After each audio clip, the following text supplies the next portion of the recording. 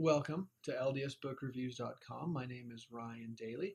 Today we are going to be reviewing a book that I think a lot of people had anticipated, and it is The Second Comforter, Conversing with the Lord Through the Veil by Denver Snuffer Jr. Okay, so with that, I'm going to say that I'm aware of Denver Snuffer. I'm aware of Mr. Snuffer and his standing in the church currently. I have my own opinions, all that stuff, whatever. We'll talk about that maybe at a later podcast or a later video. However, we're just going to talk about this book. And before I go into my review, I want to give you a quick preface. My review of this book is entirely independent of his current standing as well as the circumstances around that. So with that being said, I read the book. I've read the book twice, and I read the book the first time with my opinion much earlier than anything else. With that being said, here we go. I applaud you, Mr. Snuffer, and I boo you at the same time. It is a slow clap and a big boo. And I'm going to give it 2 stars. I would give it 1 star, but I do think it has some merit. And so I'm going to give it 2 stars, and I know that's disappointing for a lot of people because he's gotten kind of a following quite a bit for this book. Let me tell you one of the things that I applaud him for. I applaud him for the topic. The Second Comforter is a topic that's not openly discussed as often as I think it should be. I realize the sacredness of the conversation, and really, so for there to be any open dialogue or any kind of concept that gives us the idea of how to obtain the Second Comforter to be published, I applaud. I think this is a book that when it came out, I was like, it's about time that there's a meaningful conversation about achieving and accomplishing the Second Comforter is such a great blessing. What I was disappointed with was the content. And that made me even more disappointed with the topic. So the content itself is fine. It's set up where you get these experiences from Mr. Snuffer periodically at the beginning of each chapter. They don't really fit in. They don't really make sense. And then you get just this doctrinal concept that works out. And although he discusses the Second Comforter, he never fully addresses or piecemeals together the actual process of obtaining the Second Comforter.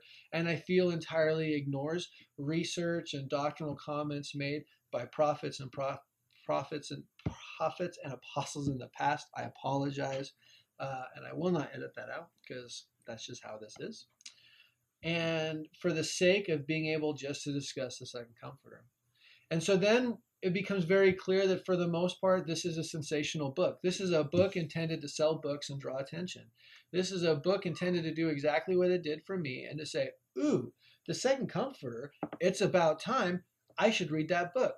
You read it, and although there are little gems and tidbits that kind of give you additional insight or thoughts or theories in relation to the Second Comforter, most of it is not about the Second Comforter.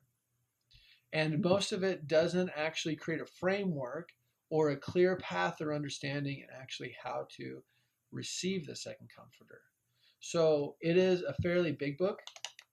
It is a book that you're going to read through, and it's a little bit of a thick, rich read. It has some nice scripture quotes, and you do get some interesting concepts. Honestly, the best gem that came out of this, so spoiler alert, is pretty much that the Second Comforter is a comforter, indicating that it's connected to suffering, that you will need a comforter at the time of his visitation. That was probably the most meaningful element of it as well. We're going to entirely ignore that a few years later he's going to be quite hypocritical and dismiss chapters within this book where he talks about always maintaining alignment with the apostles and prophets of the church. We'll save that for another time. But as for the content of the book, it's lacking, it's misguiding, it's slightly misleading, and it's entirely sensational. I give it 2 stars because the topic needs to be discussed. I do think he opened a forum for it. I appreciate that effort, but it's not something that I would recommend people start with when they're studying the Second Comforter. Go to the teachings of the prophet Joseph Smith. Go to the teachings of Brigham Young. Go to what we know about the Second Comforter from the writings of apostles and prophets and spend time in personal study seeking to understand it. And you're more likely to understanding it in a more meaningful way from the Spirit than from Mr. Snuffer himself. So, 2 stars If you really need to, because you're that guy that's got to have it on the shelf and make it look like you read it, which I am one of those guys, go get it, read it, feel good about it.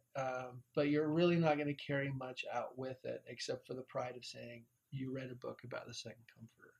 With that, I'll leave you. If you want a more thorough write-up, visit ldsbookreviews.com. One will be there for you. Follow this podcast or this YouTube channel, and we'll talk to you later. Thank you very much.